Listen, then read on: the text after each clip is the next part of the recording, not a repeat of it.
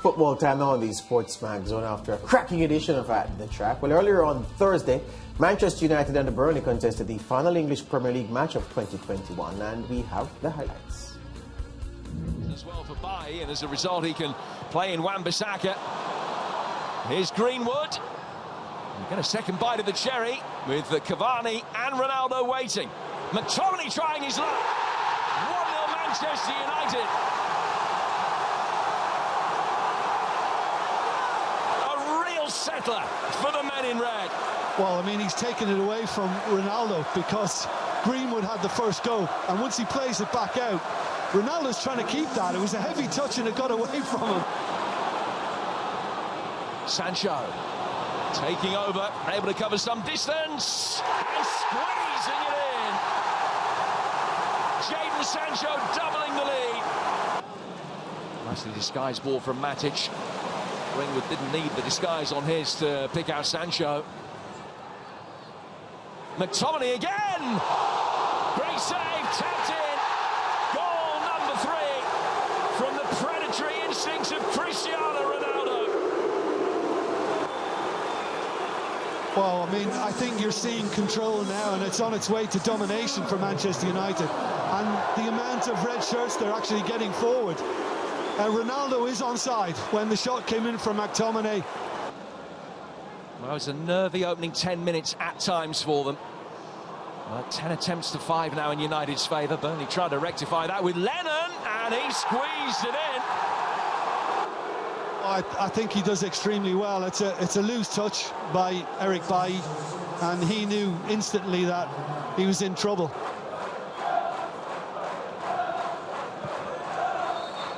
A night that betrays a glimpse of a brighter future. The team from the Theatre of Dreams wakes from its recent slumbers there. Best performance under Ralph Rangnick, seeing 3 points sealed by 3 first-half goals. Right, so the win by Manchester United today pushes them up to 6th in the table. They still have a game in hand on 3 of the 5 teams above them.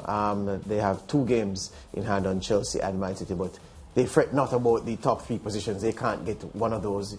It doesn't seem that way at this point. West Ham just up. They're still on the same number of points, and they are what? They are 4 behind Arsenal. Yeah, that's what I was looking for. So yeah, good job from them. On the other hand, Burnley, where does a defeat mean that they are finishing the year at? They are finishing the year in 18th spot on 11 points with the defeat. Only 1 win this season. Themselves and Newcastle, the only teams only to have 1 in the win column, and they've lost 7 games this season. Burnley have. They've drawn plenty. Lack of goals has killed off Sean Dyche's men this season. So Lance, Ralph Rangnick, perhaps, I'm keen to see what he said in his post-match press conference. Yeah. He has been lamenting a lack of control, a lack of energy in the performance of the teams. 3-1 today. You think he'll be satisfied with what he saw? I thought the team played well today. They looked very potent in the offensive third, and Cristiano could have gotten a couple more goals than he had.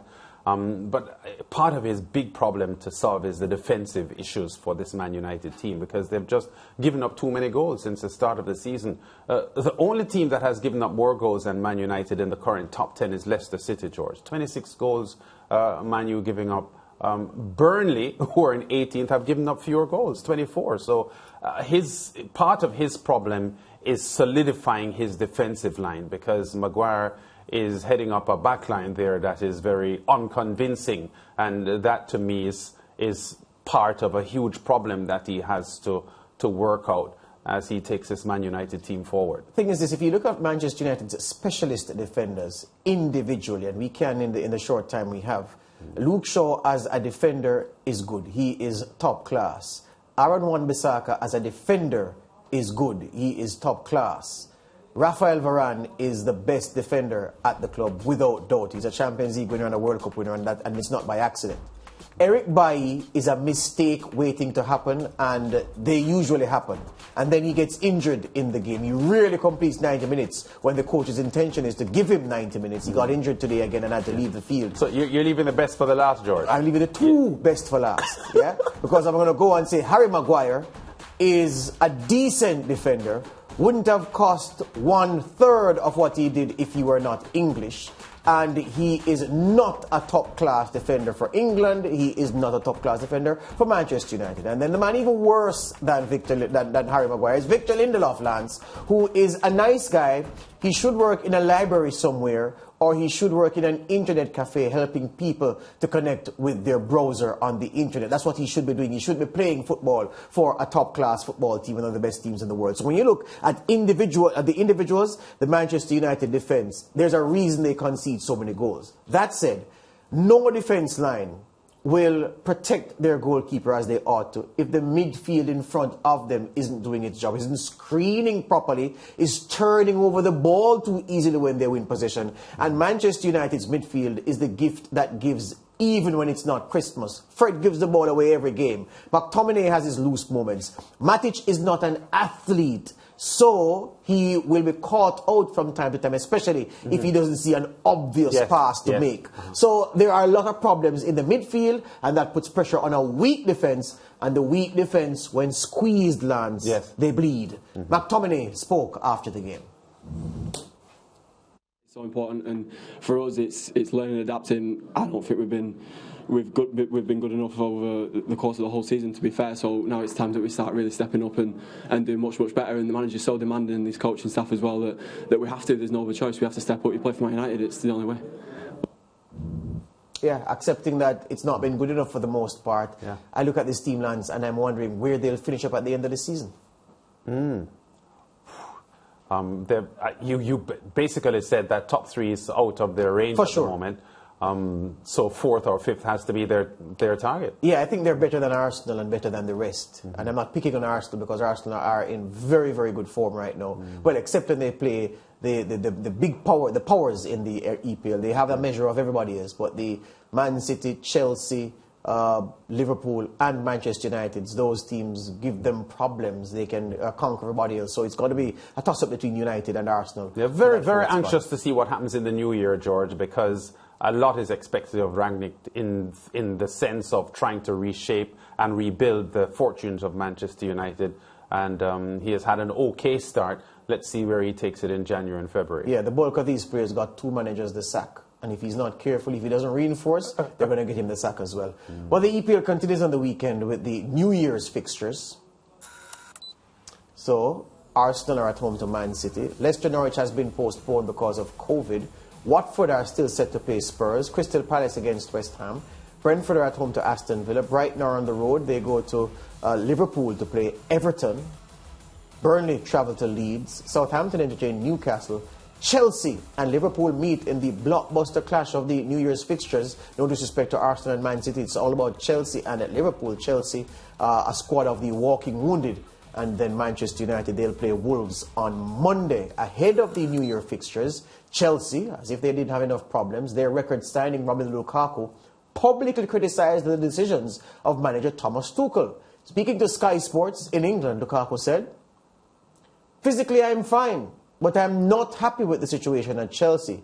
Tuchel has chosen to play with another system. I won't give up. I'll be professional. I am not happy with the situation, but I'm professional and I can't give up now." I'm stunned that a player as experienced as he is as forthright as he is in an interview about how he sees the manager's system at work. Yeah, which is why I said at the top of the show, George, that he seems very well prepared to leave, because the stance that he's now taking doesn't augur well for a good relationship between himself and Tuchel, who has been highly commended for the work he has done with Chelsea so far. I think that Lukaku had an injury issue recently, but he said at the start of that comment that he is fine now, which is suggesting, well, the narrative suggests that he feels he should be playing more because he's physically fine. So for him to come out in the way that he did is shocking, and to me it underlines his determination maybe to leave as soon as he gets an opportunity. I think there's a lot in the fact that since he got over COVID and the muscle injury that kept him out for some time, that he isn't happy with the game time that he has gotten. But I think more than that, even when he was playing regularly before the injuries and before COVID, he wasn't prolific. He wasn't scoring game in, game out as he would have expected to.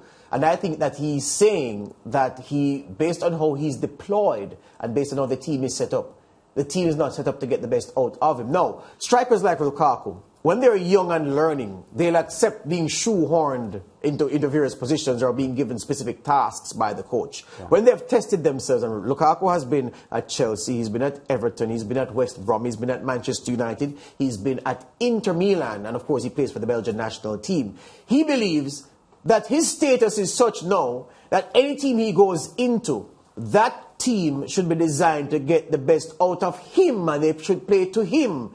So obviously, based on that, he is put out that Tuchel's Chelsea is not built for him to be on the end of every pass. And that's what he has a problem with, because he's saying, look, but look at all the great strikers in the world. The teams are built around them and built to service them, built to accommodate them and their strengths. Chelsea is not built for me. I'm unhappy. Yeah, I understand what he is saying, and from a personal standpoint, I can understand his discomfort with how he is being used.